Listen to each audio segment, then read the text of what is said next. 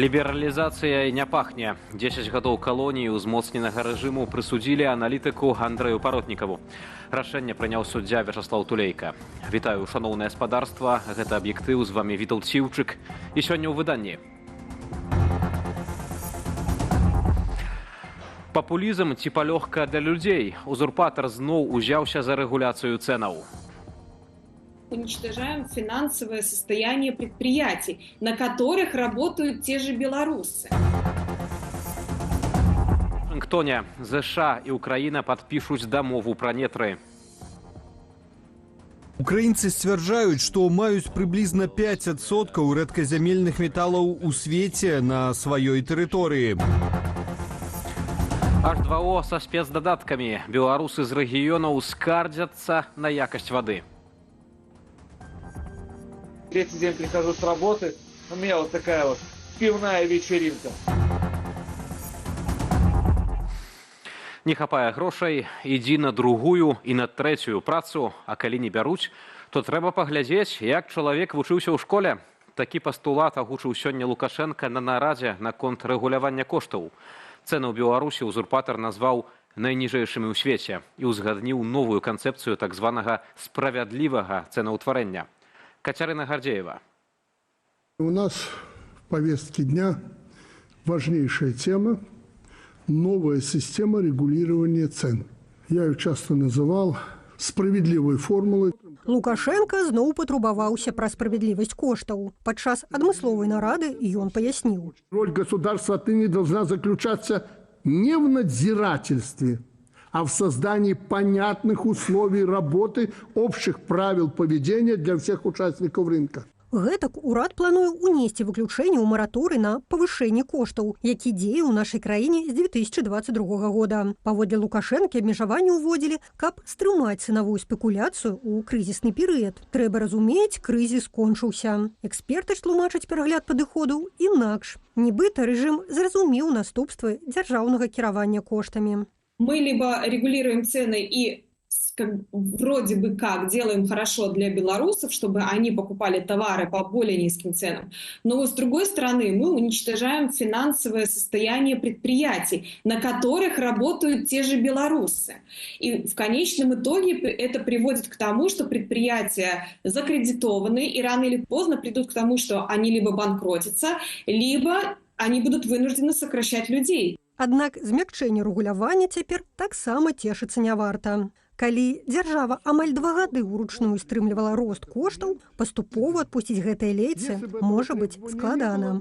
Видим резкий рост по всем ценам, по всем продуктам питания, по всем непродовольственным товарам. Причем этот рост будет очень значительный. Инфляция будет двухзначная. Каб пазбегчы такога рэзкага скачка, дзяржава плануе вызначыць, цытата, «каляіну справядлівасці для бізнесу». Наколькі яна будзе шырокаю, не ўдакладняецца. Найлепшая справядлівасць – гэта калі у вас есть некалькі канкурэнтаў, якія працуюць на адном рынке, і ў гэтым выпадку пакупнік атрымлівае найлепшую справядлівасць, найнішыя цэны і найбольшую якасць. Пакуль жа на сапраўдную рынкавую канкурэнцыю беларускія прадпрымальнікі могуць забыцца. Сёння Лукашенка загадаў стварыць умовы, у якіх гандляваць прадукцыю ўласнай вытворчасці будзе выгадней, чым імпартам. За гэта яшчэ адно рэгуляванне заплаціць беларускі пакупнік. Таму што, каб зрабіць становішча, пры якім айчынныя тавары прадаваць выгадней, чым імпартныя, трэба абкласці імпартныя тавары пошлінамі. Они ўжо зараз у нас ёсць, і трэба іх зрабіць даражэйшымі. Гэта адзін спосаб, ніякага іншага спосаба няма. І сапраўды, незважаючы на існыя абмежаванні для коштаў на некаторую айчынную гародніну, з пачатку года пэўныя харчы адчувальна падаражэлі. Чаму растуць кошты на не такія экзатычныя для беларускага стала прадукты, Лукашенка загадаў разабрацца супрацоўнікам КДБ. Катерина Гордеева, Белсат. Гістарычная для нашага рэгіёну геапалітычная дамова, наступствы якой, імаверна, будуць адчуваць пакаленні. Уладзімір Зеленскі цяпер у Вашынгтоне. Якраз у гэтыя хвіліны украінскі і амерыканскі прэзідэнты маюць падпісаць дамову аб нетрах. Дэталямі палітыкі падзеляцца пазней, а мы ўжо цяпер узважылі дакумент і яго перспектывы паспрыяць міру. Алесь Залеўскі. Пасля некалькіх тыдняў узаемных эскападаў і радыкальных зменаў у сутнасці дамовы амерыканскія і украінскія лідары пацяплелі. Напярэдадні падпісання Дональд Трамп у адказе журналісту BBC нават не прыгадаў, што яшчэ нядаўна называў Зеленскага дыктатарам. Дамова аб нетрах датычыць стварэння фонду адбудовы, а ўжо фонд мае стацца ключавым для супрацы паміж США і Украінай, як эканамічнай, гэтак і патэнцыйна вайсковай.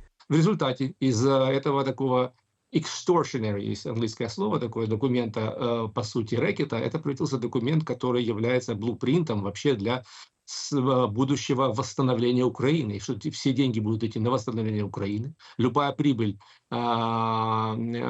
украинская может быть инвестирована в американскую экономику путем покупки американского оружия и так далее. То есть и является собой не нечто подобным, на самом деле, этот документ Будапештскому тому же меморандуму, а является на самом деле юридически выверенным и имеющим силу документом. Публічная версія дакументу змяшчае 11 пунктаў, бальшыня з якіх датычаць рамкавых умоваў дзейнасці фонду. Гэтак Кіеў абавязваецца скіроўваць туды 50% паступленняў з меркаванай манетызацыяй усіх прыродна-рэсурсных актываў Украіны. Кіраваць фондам будуць супольна Вашынгтон і Кіеў, але важныя дэталі гэтага працэсу будуць прапісаныя асобнымі дамовамі.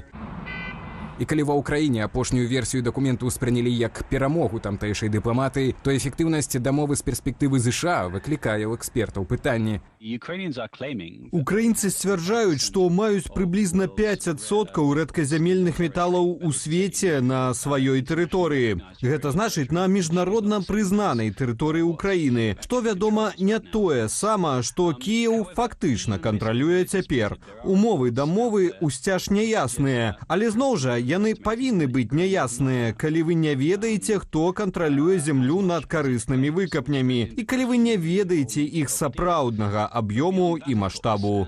Затое заўважнае жаданне Дональда Трампа як найхутчэй спыніць вайну ва ўкраіне, і падпісанне дамовы можа выглядаць як першая перамога на гэтым шляху. Украіне ж для выгаднай мірнай дамовы з Расіяй неабходныя цвёрдыя гарантыі вайсковай бяспекі ў блізкай перспектыве, а яны не прапісаныя ў сённяшнім дакуменце. Таму ў пытанні гарантыяў Кіеў разлічвае на размяшчэнне ва ўкраіне войскаў краінаў Еўразвязу і Вялікай Брытаніі, паведамляюць інсайдеры Юраўэктыў. Ці гатовая да такога развіцця падзеяў Еўропа? Пытанне застаецца адкрытым.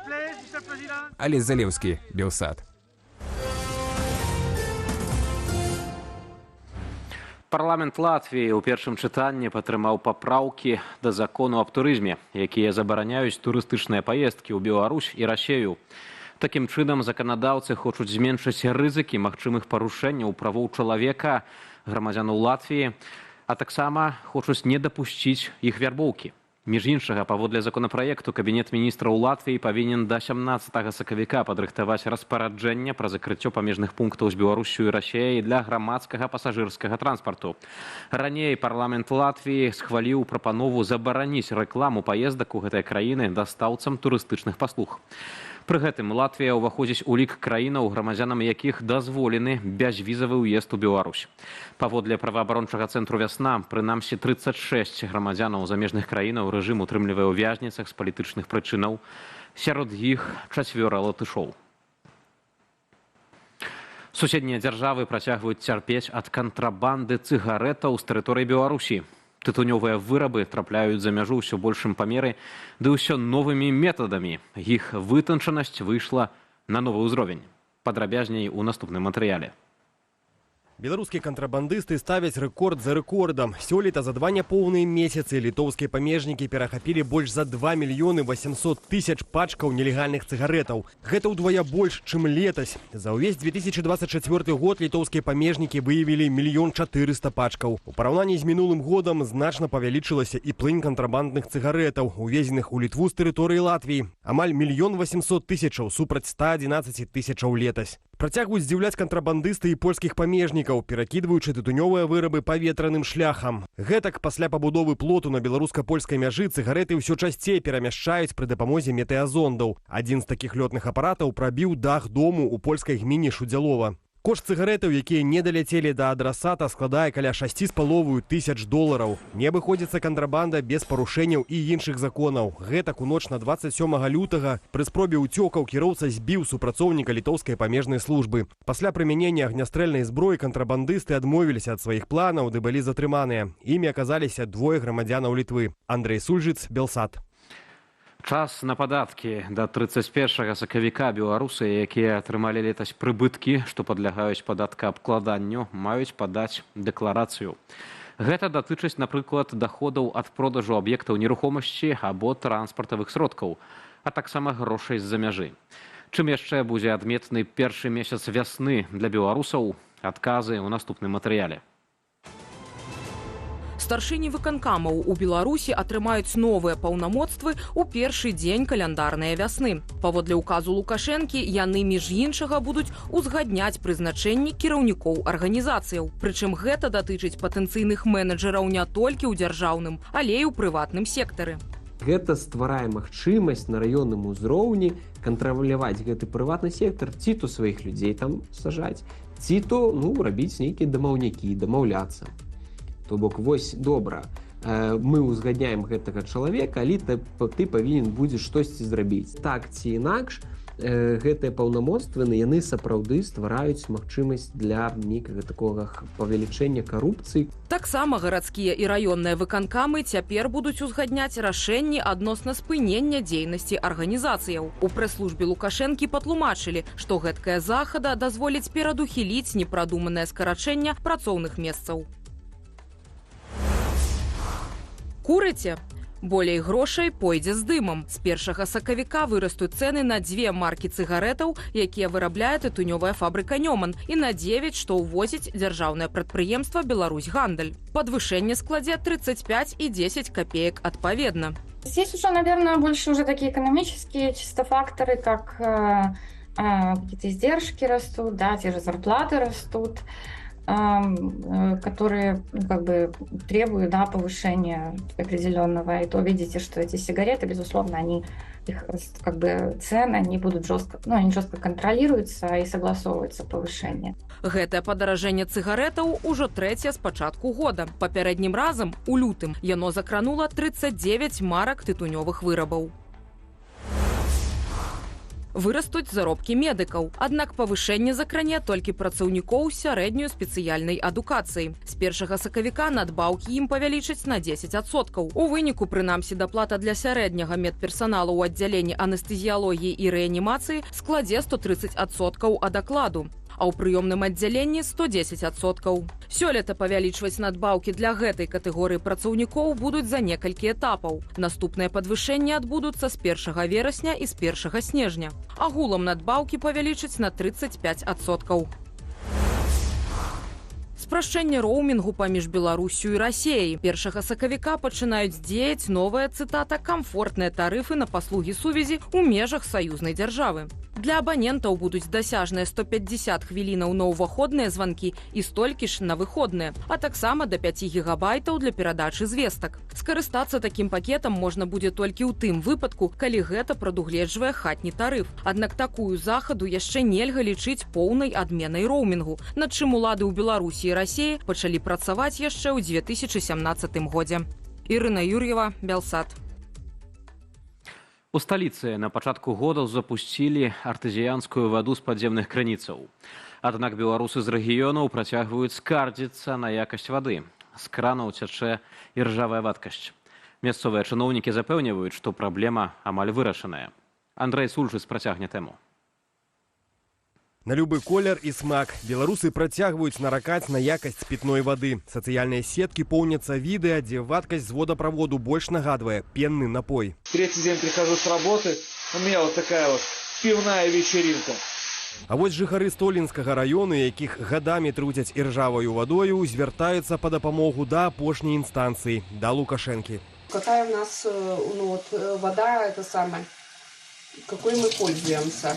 Яшчэ летась міністр ЖКГ Геннадзь Трубіла заяўляў, што 99% беларусаў забяспечаныя якасною пітною вадой. Аднак разам з тым колькасць скаргаў павялічваецца. Праблема чыстай вады она заўсёды была для Беларусі і беларускіх рэгіёнаў актуальная. Гэта звязана, па-першае, з самой якасцю вады ў Беларусі, тым, што яна мае такое большы процент жалеза і, адпаведна, там яна часта вельмі была з ржой. Каб выправіць сітуацыю, да канца 2025 года плануюць увесці ў эксплуатацыю каля 800 станцыяў абезжалезвання. Аднак такіх метадаў можа быць недастаткова. Яны, па-першае, могуць дзесьці і стварыць і павялічыць колькасць гэтых станцый абезжалезванняў, але для таго, каб вада дайшла чыстая да спажыўца, трэба ж мяняць яшчэ і самыя трубы, якія застаюцца зноў старыя, і адпаведна якасць іх дрэнная, і іржа гэта трапляе да спажыўцоў. Ведаюць аб праблеме і ўлады. Ва Ўшацкім раёне паводле дзяржкантролю кожная 10-я гаспадарка не мае доступу да якаснай пітной вады. Адметна, што змяніць сітуацыю мусіў праект «Чыстая вада» Віцебскай вобласці. Аднак у 2021 годзе Еўрапейскі банк рэканструкцыі і развіцця спыніў крэдытаванне праграмы на больш як 15 мільёнаў еўраў. Цяпер праект рэалізуюць за бюджэтныя сродкі. Андрэй Сульжыц, Белсат.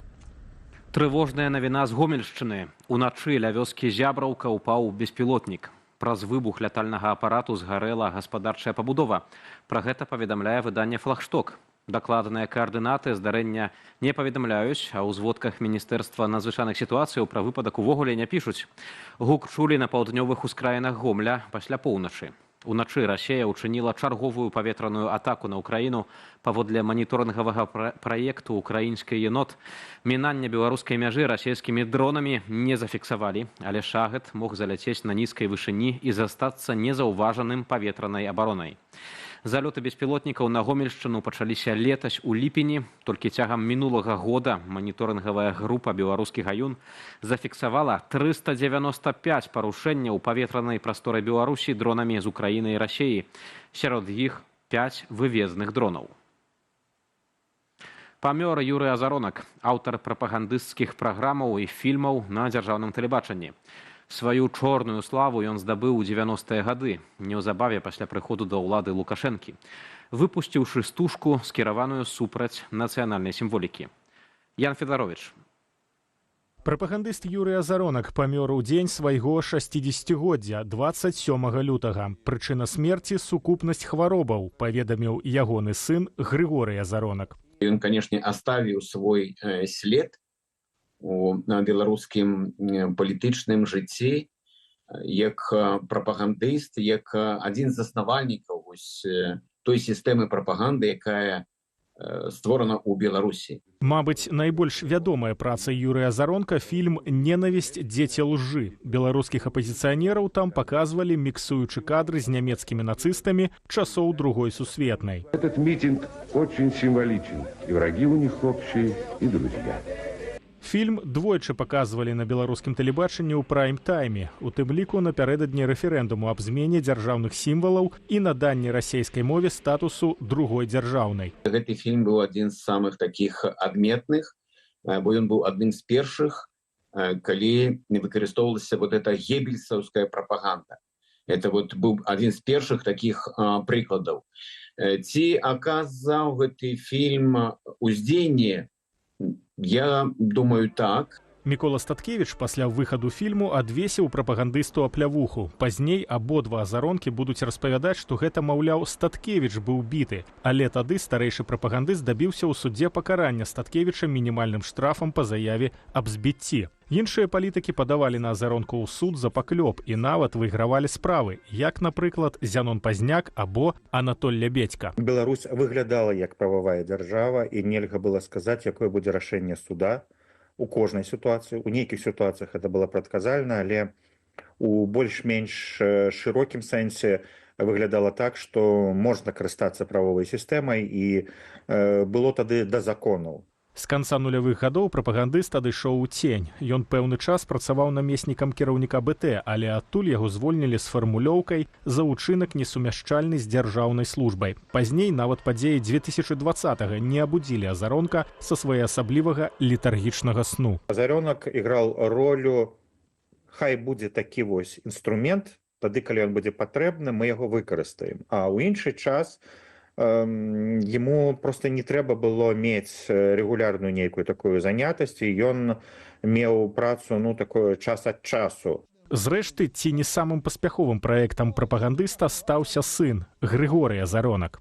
Ягоны сын Григорий Юрьевич Азаронак будзе вечна захоўваць ягоную памяць і працягваць ягоную справу на славу прэзідэнта Рэспублікі Беларусь Александра Лукашэнкі. Сёння менавіта Азаронак-малодшы самы вядомы прапагандыст Лукашэнкі. Ян Федарович, Белсат. Спадарства Белсат можна не толькі глядзець, але і чытаць. Запрашаю ў наш тэлеграм-канал, на які вы можаце перайсці праз QR-код на вашых экранах. Вядома, калі для вас гэта бяспечна. Мае калегі з онлайну прапануюць ужо зараз прыгледзецца да некаторых публікацыяў з нашай інтэрнэт-старонкі belsat.eu.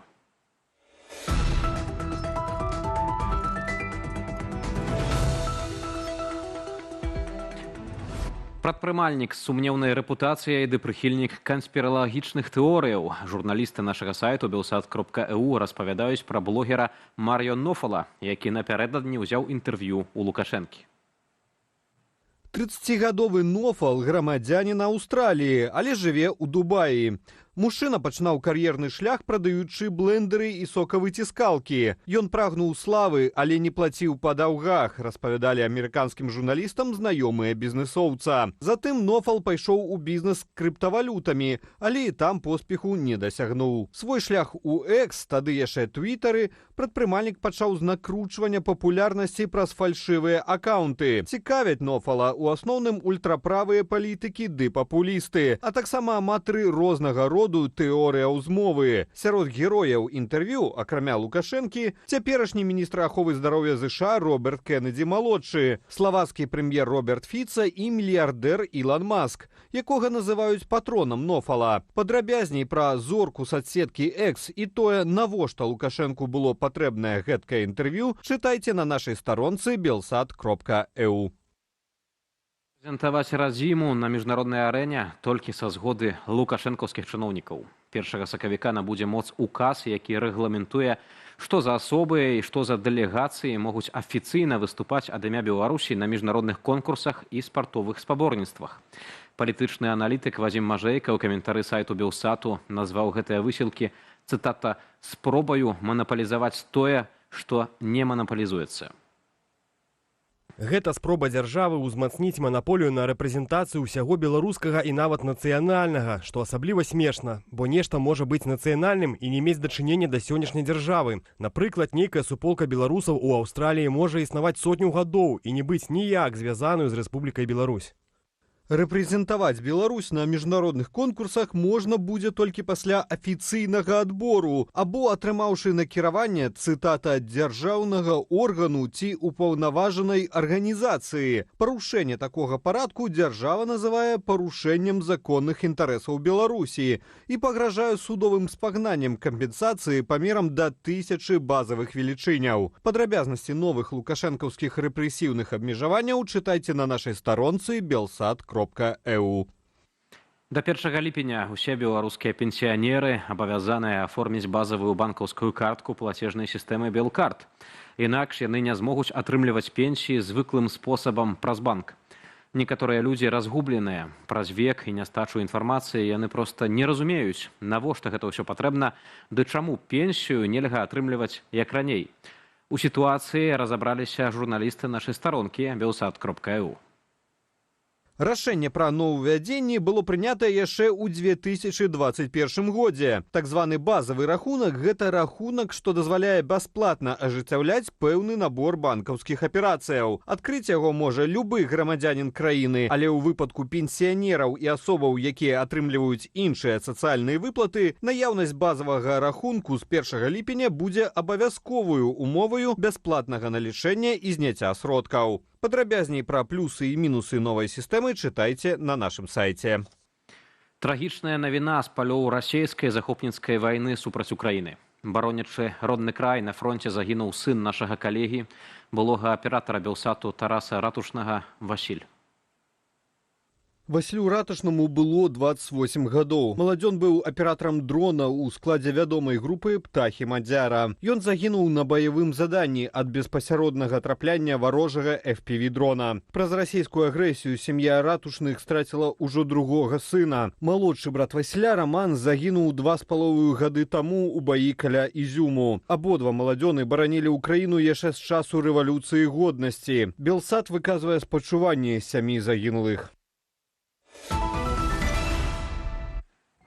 Лукашенко зноў займаецца цэнамі. Чалавек, які лічыць сябе кіраўніком краіны, занепакоены коштамі на бульбу і іншую гародніну. Пра палітыку цэнаўтварэння мой калега Віталь Бабін паразмаўляў з эксперткай у праграме «Белсатзум». Праз момант запрашаю застацца.